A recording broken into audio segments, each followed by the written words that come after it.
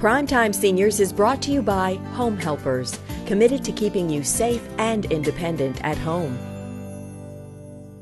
Welcome to Primetime Seniors, living for today, making choices for tomorrow. We are coming to you from Powerhouse Gym. I am Allie McNair. And I'm Debbie Morse, owner of Home Helpers. Debbie and I are really proud to be bringing you this new program that will offer advice, resources, and tips on how to live more healthy, active lives, and also how to tackle some of the tough issues that seniors face. In today's show, we'll be talking to Dale Planica about a new Roth IRA option that may help your bottom line. And we're also going to find out about a free vascular screening for something called abdominal aortic aneurysm. We're going to find out what that is and who's most at risk. And later we're going to stop by Memory Matters, find out about all their great programs, including one that will help boost your brain power.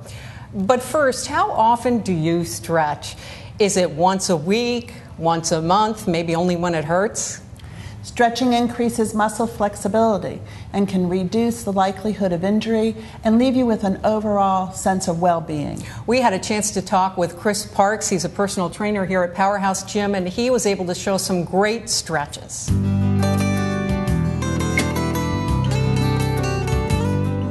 Chris, before you even begin showing us some stretches with Carol, what do we need to do first? Well, it's very important that you stretch warm muscles versus cold muscles. You're more prone to injuring yourself while stretching cold muscles versus stretching warm muscles. So you can walk in place or maybe take a walk around the neighborhood with the dog before you actually begin stretching. So do that first. Absolutely. I'm going to step aside and let you show us with Carol some good exercises that we can do. Absolutely. Well, we have Carol here, and we're going to use Carol to demonstrate some stretches you can do at home. Notice that we're standing up, but we also can do some of these stretches while sitting in a chair or perhaps on the floor. We're going to start off and stretch our legs. We have different areas of the legs that we're going to stretch. We're going to start with our hamstrings, which are the back of our legs. I'm going to take Carol here. We're going to back up. We're going to lean against the wall, and she's going to put one foot and cross over the other, and she's going to lean down and stretch your hamstrings, okay? Now as time goes on, your flexibility will get better, but to start, go down and you'll feel that stretch. You're gonna hold it for about 10 seconds, okay? Your range of motion will increase over time, so be patient. So Carol's gonna come up and she's gonna switch legs and stretch just like before. Carol's had a little stretching practice over time. As you can see, she can touch the floor. Not everyone can do that in the beginning. It's going to take time, it's going to take practice, and your flexibility will increase over time. Once again, hold for about 10 seconds and then come up. Now we're going to stretch a different part of the leg. It's called the quadricep, or the front of the leg. And here we're going to take and turn around, put one hand up against the wall, take the other hand, grab yourself on your foot, and you're going to stretch your quadricep there in the front. Okay, once again, you're going to hold that stretch for about 10 seconds or so. Get a really good stretch. Once again, these muscles need to be warm before you stretch them, because you can actually pull your muscles if you're stretching cold muscles. We're going to alternate to the other leg and stretch the quadricep. Once again, make sure you have something to lean up against, preferably a wall, so that you'll be properly balanced. Okay? Now, Carol's going to put her foot back on the floor. We're going to put both hands up against the wall, and we're going to take our right foot, put it out behind us. Make sure your heel is on the floor, and you're going to lean forward to stretch your calves. Okay? This is a very good stretch for the calves. Feels really good. Make sure you keep that heel on the ground. Hold for about 10 seconds. You're going to alternate. Stretch your left foot. Heel on ground, lean forward, just like that. Chris, those look really great. I know also important exercises for seniors to do are weight resistance exercises. So will you come back and show us how to do those next time? Absolutely. I look forward to it. Strength training is extremely important, especially for people as they get older. Great. Thank you so much. And Carol, thanks to you too. You're very welcome. Stay with us here on Primetime Seniors. When we get back, we're going to talk with Dale Planica, our money expert from DMP Financial Services, about a new Roth IRA option.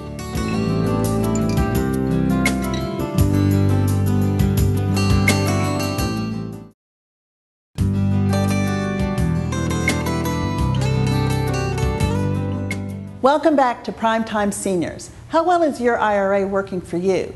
Allie McNair had an opportunity to meet with Dale Planica of DMP Financial Services, and they have some interesting information to share with you.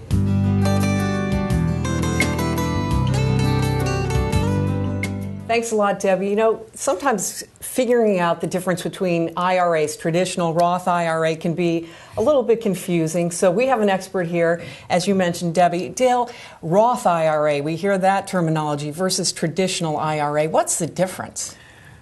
Well, Allie, the traditional IRA was started back in 1974, and what Congress was trying to do was give workers the opportunity to set aside money for their retirement, and these would be workers who didn't have a plan through their employer.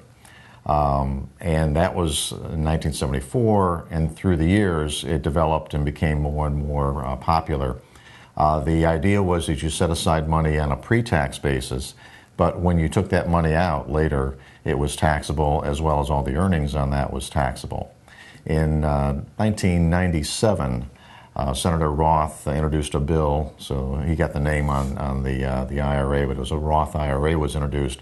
And the Roth IRA, basically, you cannot contribute with pre-tax dollars, you contribute with after-tax dollars, but the benefit is that the dollars that you take out later are not ever taxed. And it's both the dollars you put in as well as all the earnings, and that's the Roth IRA. Well, so they're very different, it seems. Which would be better, really? Well, it depends on your situation in a lot of cases, but generally speaking, the Roth IRA has a number of major benefits over the traditional IRA. First and foremost is the tax savings that I mentioned, that you'll never be taxed on the monies that in that Roth IRA when you go to take it out. Secondly, with a traditional IRA, you need to take money out beginning when you turn 70 and a half. So you have to start taking minimum required distributions at that point in time, and that's based upon how long the IRS determines you're going to live. They're looking for you to take the money out during your lifetime. Roth IRAs have no limit. You can leave the money in there forever and pass it on to your heirs. And the nice thing there is that when you do pass it on to your heirs, they get it tax-free as well. Wow, that's a huge benefit, I would think. That's an extremely nice benefit, and it's one of the reasons that we encourage people to either set up Roth IRAs if they're still working, or to convert their traditional IRAs into Roth IRAs. Well, I want to ask you about conversion, because that can get a little bit tricky too. But first, sometimes rules change and from year to year. So 2010, has anything changed for a Roth IRA? Actually, it has. In the past, you could convert a traditional IRA to a Roth IRA, and basically what you did is you paid the tax at the time of the conversion. But the government was, as usual, a little bit slow in making this step and allowing that to happen. So what they did is they put a cap on who could convert. And you had to be earning less than $100,000 in gross income in order to avail yourself of the opportunity to convert your traditional IRA to a Roth IRA. Beginning in 2010, that limitation is completely gone. So any conversions that take place from this point forward are not subject to that $100,000 modified gross income limitation. So anyone can now convert. That's the number one change, but there's other changes as well. Go ahead, please, if you can, if you want to give us any others. Well, the biggest one is that if you convert in 2010, generally what happens is that you have to pay the tax on the value of what you're converting. So if the value of your traditional IRA is $100,000 and you're in the 25% tax bracket, you're going to pay $25,000 in taxes on that conversion. From that point forward, that $100,000 now grows tax-free forever. So it's a nice idea.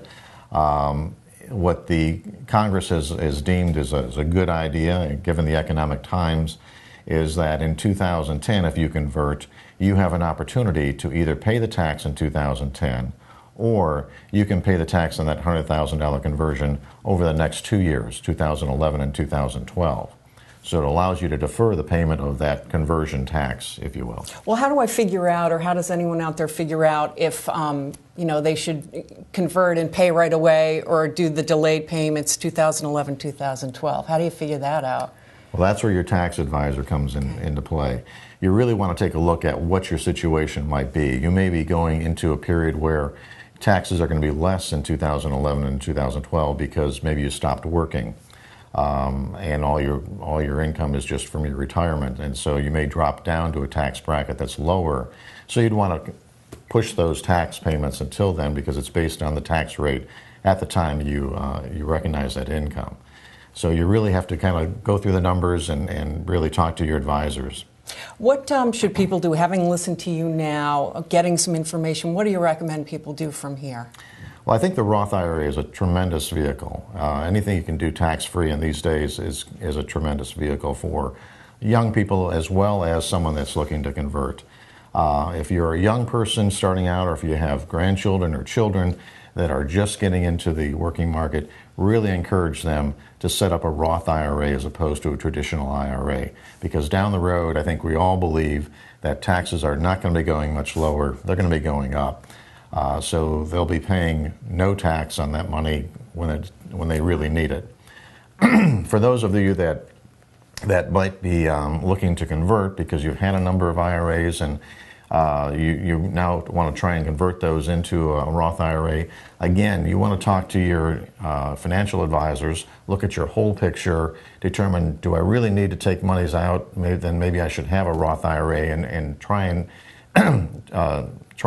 save that tax dollar for my heirs by paying it now as opposed to having them paying it later on. Well, Dale Planica, this is really great information for everybody. I want to thank you. And you're going to be back on a regular basis to really give us some information as far as finances go and the like. So thank you so much. And speaking of information, Deb from Home Helpers has our Primetime Seniors tips with great information on resources or what you can do to take better care of yourself. Deb?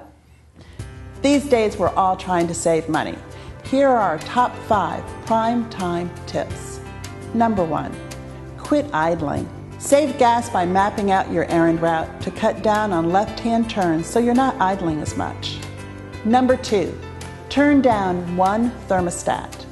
While most hot water heaters are set at 125 degrees, you can keep your water heater at 100 degrees, which is adequate for most households. Number 3, clean with vinegar. Forget about expensive name brand cleaning products. You can do a lot with white vinegar and salt, and they're not toxic. Number 4, postpone the donut hole. Don't include generic prescriptions in your Medicare Part D purchases. Pharmacies offer a wide range of generics, whereas most Part D plans claim the average retail price, which is much higher. Number 5, procrastinate. Whenever you're tempted to buy an unplanned item you see at the store, don't get it until your next shopping trip. More than likely, you won't buy it then either.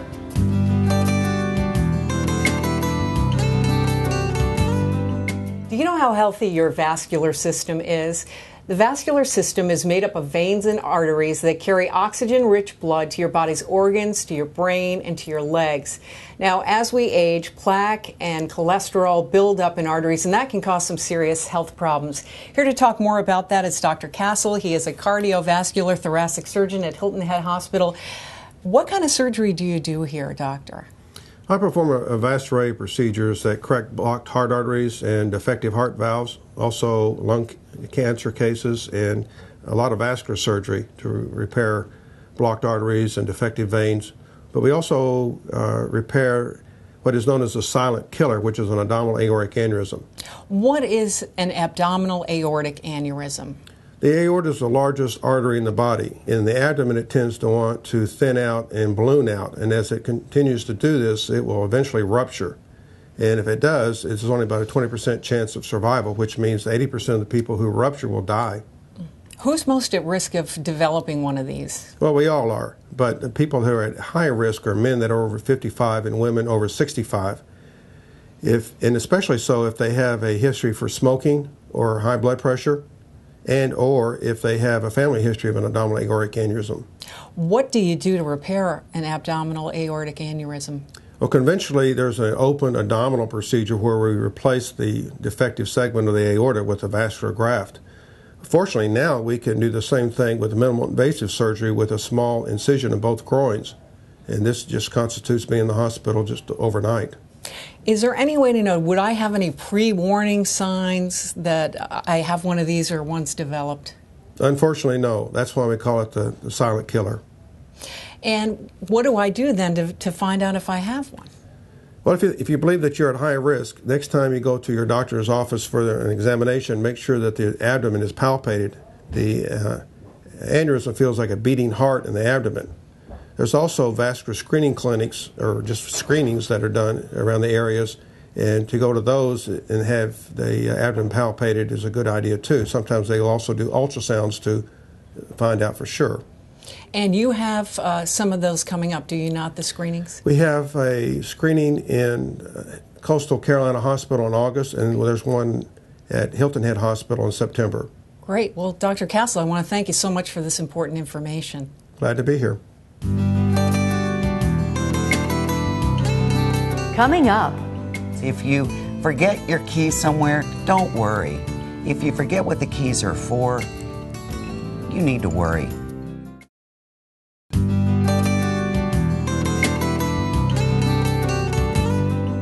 Welcome back to Primetime Seniors. You know, we all have those moments where we have a memory slip or two, but for some that can be a sign of a more serious problem. Alzheimer's disease is a progressive, irreversible brain disease that slowly destroys memory, thinking skills, and even eventually the ability to complete the most simplest of tasks. 4.5 million Americans have Alzheimer's at a cost of $100 billion a year. But guess what? Fortunately, here in Hilton Head, we have Memory Matters. Memory Matters is a nonprofit organization that is committed to helping families with the diagnosis of Alzheimer's disease, as well as all other forms of dementia. And here to tell us all about it is Karen Dowdy. She is the assistant director here at Memory Matters. Thanks, Karen. Thank you. I mentioned the memory slip. We all worry from time to time when that happens. How can we tell the difference? You know, all of us tend to worry about our memories, especially 55-plus generation, because we're all seeing the statistics of Alzheimer's. But sometimes if you can go sort of like with this, if you forget your keys somewhere, don't worry. If you forget what the keys are for, you need to worry. Because the early signs of Alzheimer's disease, people, for their language skills start to diminish early on, and their ability to really understand how things are put together. What the keys go where. Okay. And if I sense that something's wrong, you know, sometimes it's easy just to wonder about it, but what do you suggest? I suggest you try and face it head on, and to connect with someone like us with Memory Matters, or for initial information, go to our website or the Alzheimer's Association. But be proactive. We have programs here for early memory loss, our Brain Booster program.